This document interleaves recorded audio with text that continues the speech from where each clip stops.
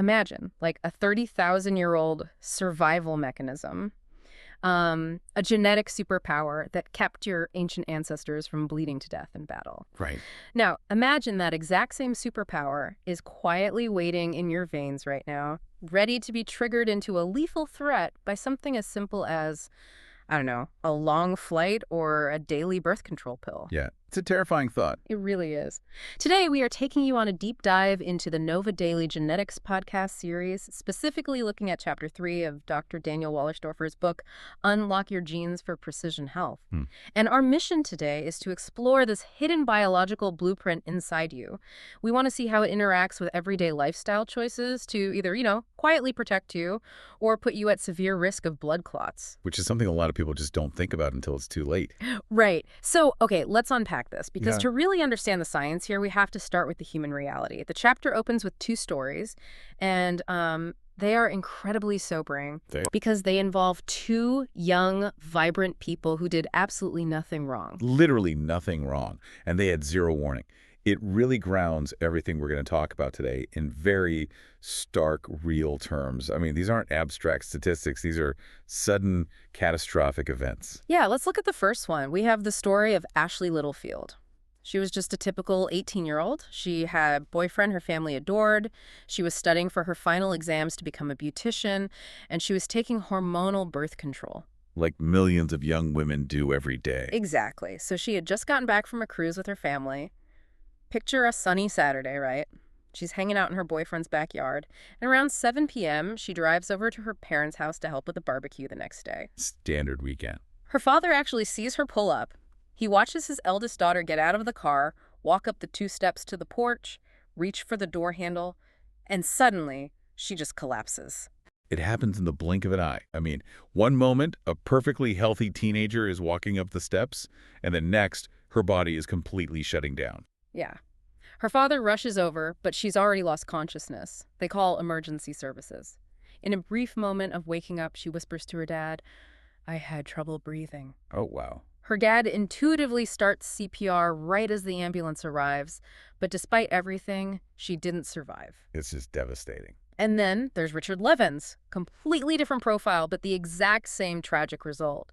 Richard was this athletic, incredibly fit teenager on track to become a professional football player. Super healthy kid. Right, but he had been complaining about some pain in his left leg for about 2 weeks. A doctor looked at it, figured he was an athlete, and just dismissed it as a minor sports injury. Told him to wait and see. Which, from a purely statistical standpoint at a standard clinic, that sounds like a reasonable assumption for a teenager playing heavy impact sports. Right, you don't immediately jump to... You don't jump to a life-threatening vascular event, no. Yeah. But a few days later, Richard is on his way to soccer practice with his mom, and he just faints next to her. His last words were identical to Ashley's. "Mom, I can't breathe." By the time the ambulance got there, he was gone. Yeah. So break this down for us. What exactly happened inside the bodies of these two young people? Well, what happened is a process called thrombosis. To visualize this, imagine your blood vessels as a massive, complex plumbing system. Okay, pipes. Got it. Normally, the blood flows smoothly. But in both Ashley and Richard, a blood clot, a solid mass of coagulated blood formed in a deep vein. Now, the immediate danger isn't necessarily where the clot forms. It's where it goes. Precisely. The danger is that it doesn't stay put.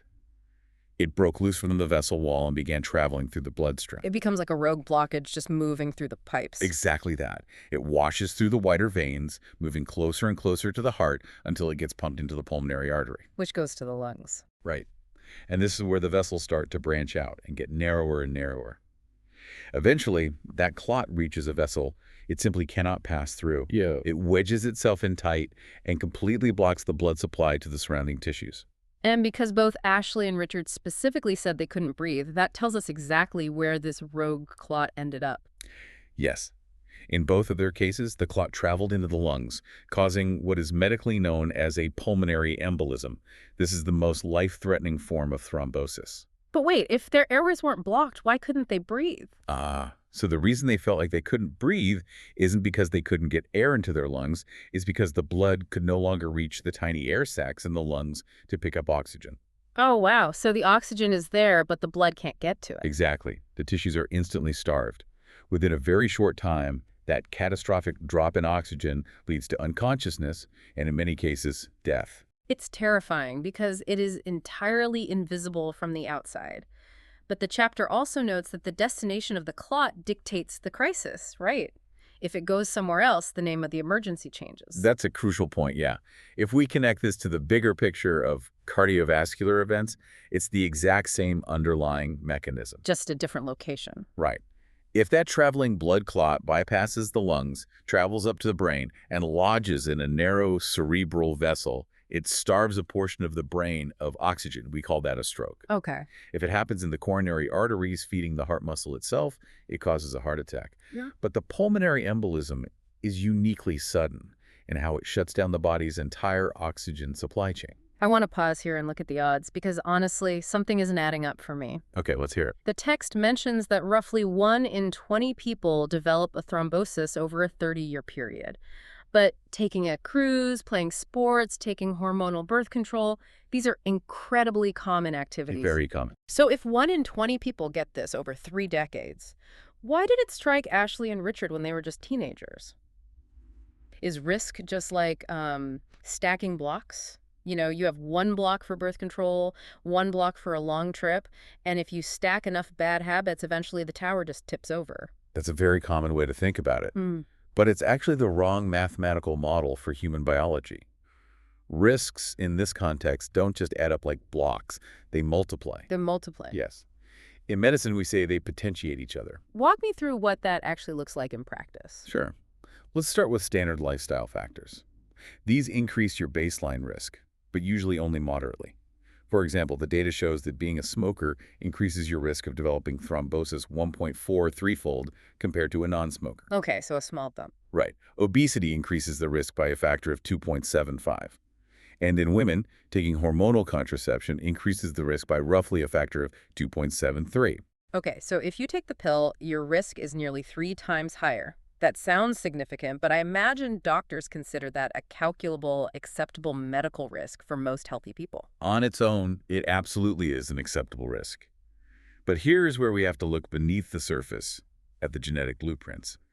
We all have genes called the prothrombin and factor V genes. Factor V, like the Roman numeral 5. Exactly, factor 5. Think of them as the body's natural built-in blood thinners.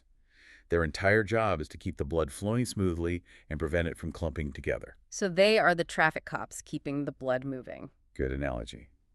But what if those traffic cops are asleep on the job?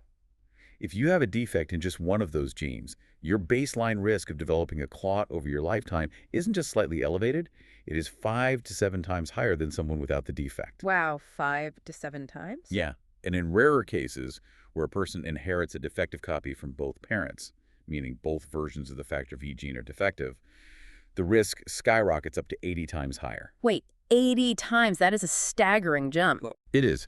But let's go back to the much more common single genetic defect, which carries a 7-fold risk.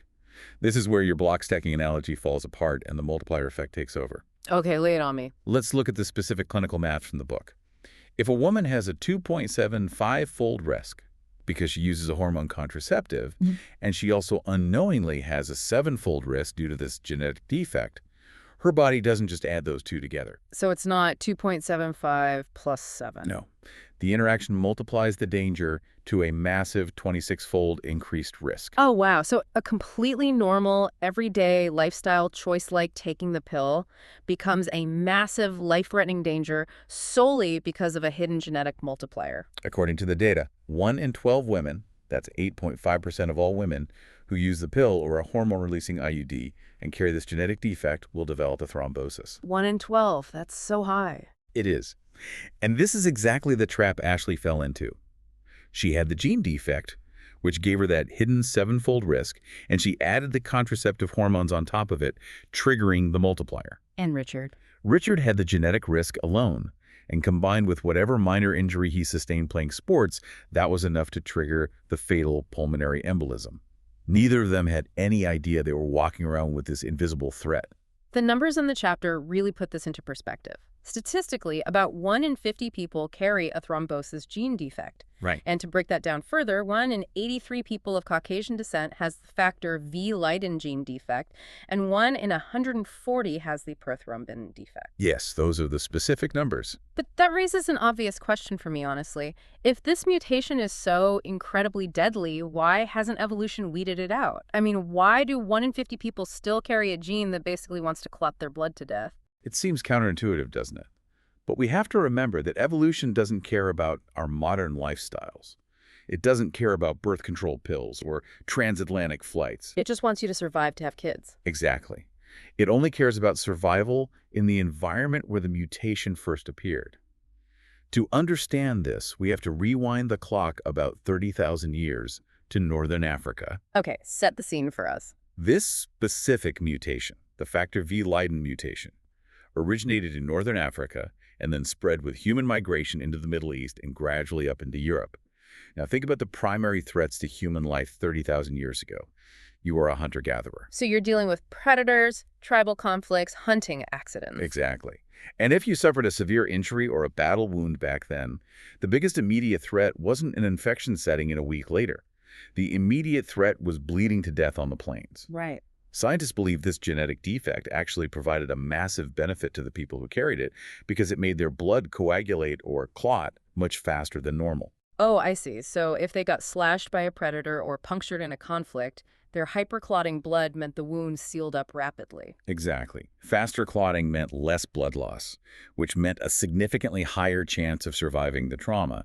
If you survive, you reach reproductive age, and you pass that hyperclotting gene on to your children. That makes total sense. In that brutal ancient environment, it was an incredible evolutionary advantage. But flash forward to today, and the risk of dying from a spear wound or an animal attack is virtually negligible for most of us.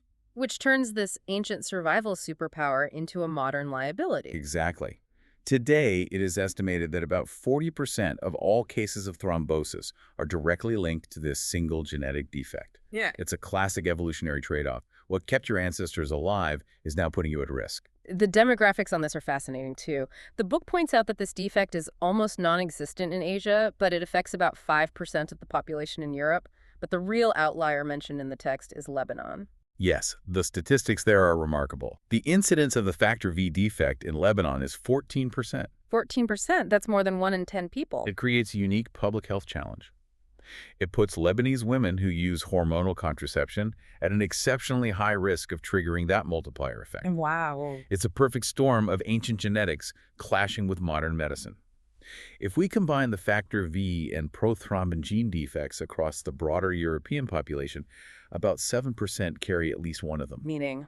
That means statistically, 1 in every 14 women of European descent who take hormone contraceptives has a drastically increased risk of a blood clot, entirely under the radar. And this is exactly why we're doing this deep dive. Let's move from identifying the threat to practical application. Because when people hear blood clot, they almost always default to one very specific prevention method: aspirin. Oh, right. Everyone knows someone who takes a daily aspirin or pops one right before a long flight just to, thin their blood. Problem solved, right? You would think so, given how common the advice is. But it is completely wrong when it comes to travel thrombosis. Really, completely wrong. Entirely. To understand why popping an aspirin on a plane won't save you, we have to look at the mechanics of your circulatory system. You have 2 main types of blood vessels, arteries and veins. Right. Arteries take oxygen-rich blood away from the heart to the body, and veins bring the depleted blood back. That's the basic loop. But the physics of those 2 vessels are very different. Arteries transport blood away from the heart under high pressure. Think of them as high-speed highways. Okay. Veins transport it back to the heart against gravity at a much lower pressure. Think of them as slow-moving back roads. Because the pressure and flow are entirely different, the way clots form in them is completely different. So they aren't the same type of clot. Not at all. If a clot forms in a vein, it's a venous thrombosis. In an artery, it's an arterial thrombosis. So when you are cramped in economy class for an 8-hour flight to Europe, what kind of clot are you actually risking? You are risking a venous thrombosis. What happens mechanically is that sitting for long periods with your knees bent dramatically slows down the blood flow in your leg veins. You aren't contracting your calf muscles to push the blood back up to your heart. Right, you're just sitting there. Exactly. So the blood essentially pools and solidifies in these low-pressure dead zones. This is commonly known as economy class syndrome. And where does aspirin fit into this plumbing problem? It doesn't. Aspirin, which relies on the active ingredient acetylsalicylic acid, developed by Bayer over 120 years ago, is an incredible drug. But clinical research proves that it only prevents arterial thrombosis. Wait, it only works on the high-speed highways? Only the highways. It prevents clots in the high-pressure arterial system, which is why it is so effective for seniors trying to prevent heart attacks or strokes. Oh, I see. But taking an aspirin before a flight to prevent venous pooling in your legs, you are trying to clear a traffic jam on a slow back road by changing the speed limit on the highway. It is completely unsuitable for travel thrombosis. That is a massive misconception. So if you're taking an aspirin before you get on your next transatlantic flight thinking you're safe, you are entirely unprotected. Completely But unprotected. the chapter throws in a genetic twist even for the arterial side of things, doesn't it? Even if you're taking aspirin for the right reason, like a senior trying to prevent a heart attack, it might still fail. This is where precision medicine becomes vital. We know from genetic studies that a significant portion of the population is what we call aspirin-resistant. Aspirin-resistant. Yeah. There is a specific gene called ITGB3. A variant of this gene affects about 13% of Europeans. For those individuals, acetylsalicylic acid provides absolutely zero blood-thinning effect. Literally zero protection. None at all. Now, to be clear, aspirin does work beautifully for 6 out of 7 Europeans. But for that 13% who might be dutifully taking it every morning to reduce their risk of an arterial clot, the drug isn't doing a thing. They are walking around thinking they have a safety net when they don't. Exactly. They require a completely different class of medication to get the same protective effect. If synthetic hormones in a tiny daily birth control pill can trigger a 26-fold risk explosion, what happens when the body naturally floods itself with hormones? I'm talking about pregnancy. It's a critical vulnerability. The medical reality is that a blood clot during pregnancy is the leading cause of death in expectant or new mothers worldwide. The leading cause of death, that really puts it into perspective. And the danger doesn't magically disappear the moment the baby is born. The first 6 weeks postpartum are particularly dangerous. Really? Why then? Well, during that window, there is a 20-fold increased risk of thrombosis. It's a compound physiological effect. You have the physical tissue injuries sustained during childbirth, combined with incredibly high fluctuating levels of hormones flooding the mother's system. And I imagine the genetic multipliers we discussed earlier, those ancient survival genes, they come roaring back into play here. They absolutely do. Research shows that half of all women who suffer a thrombosis during pregnancy have a genetic defect in one of 3 specific genes: the factor V gene, the prothrombin gene, or a third one we haven't mentioned yet called the MTHFR gene. MTHFR, what does that gene do? How does it cause a clot?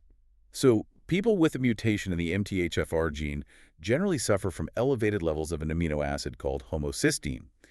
Too much homocysteine in the blood damages the inner lining of your blood vessels. In what way? Think of a healthy vein like a non-stick pan. The blood glides right over it. But homocysteine acts like microscopic sandpaper, creating rough patches on the vessel walls. Oh, that sounds bad. It is. When platelets hit those rough patches, they catch, snag, and begin to clump together. In pregnant women, this vessel damage doesn't just lead to pregnancy thrombosis.